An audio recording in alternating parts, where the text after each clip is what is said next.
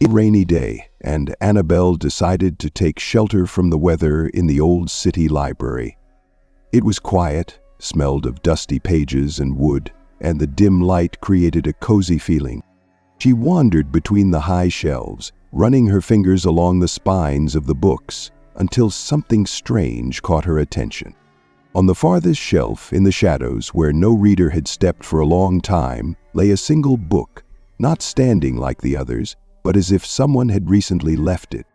The book looked older than all the others, a worn leather cover without a title, yellowed pages with slightly cracked edges. Annabelle carefully picked it up and opened it. The first pages were blank, but the further she turned, the more words appeared. Her heart sank when she saw her name. Right in front of her, on a yellowed sheet of paper, her walk today was written down. Her decision to go into the library, her movement along the shelves, even her thoughts. She finds an old book and opens it with curiosity. Annabelle abruptly closed it. Her fingers went cold. This couldn't be. She took a deep breath, looked around. The library was still empty. Only the librarian on duty sat at the end of the room, intently leafing through a newspaper. She opened the book again and turned the page. She decides to take the book with her, although she knows it's a bad idea. Annabelle abruptly slammed it shut, pressing it to her chest. She ran her trembling fingers along the cover. The book couldn't be found in the catalog. It didn't belong to the library. Then who did it belong to? Annabelle felt a growing sense of unease in her chest.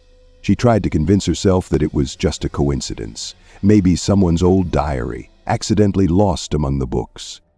But why were her thoughts in the book then? She carefully sat down on a chair by the window, unfolded the book, and began reading again. The pages described everything she had done that day.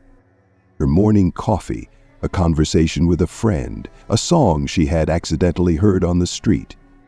She turned page after page, her gaze catching on familiar words, but the further she read, the more precise the entries became. The book described her present moment. She sits by the window, her fingers trembling slightly, her heart beating faster than usual. She continues to read.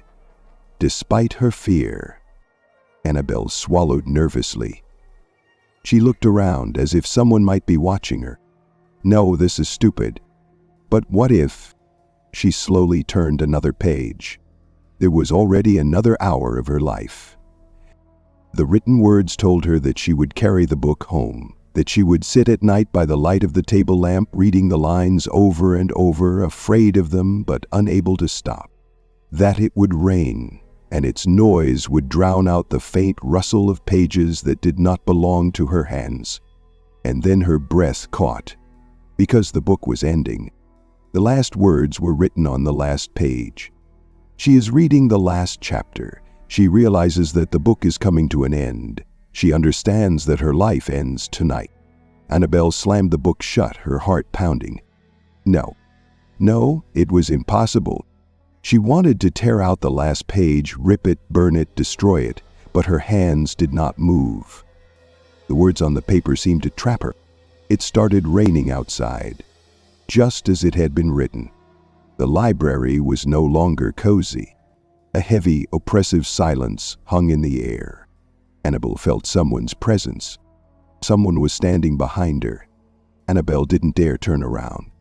Her skin was covered in cold sweat. Her fingers clutched the cover of the book. Her heart was pounding in her chest. Her breathing was ragged.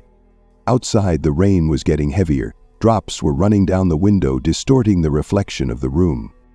She knew someone was standing there. But even if she wasn't looking, she felt it. Whispers. Thin, barely audible, rustling like a page being turned. She slowly lowered her gaze to the book. The last words were still waiting for her gaze. She understands that the last page is her last minute. Annabelle wanted to throw the book away, but her hands wouldn't obey.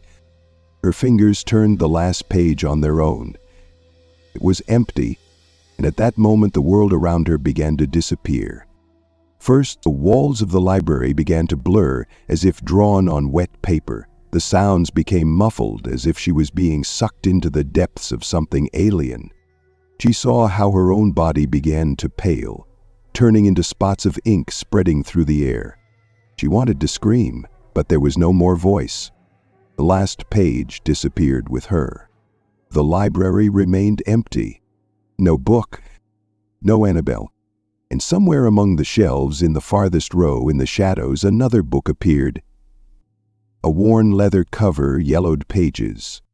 She was waiting for the next reader.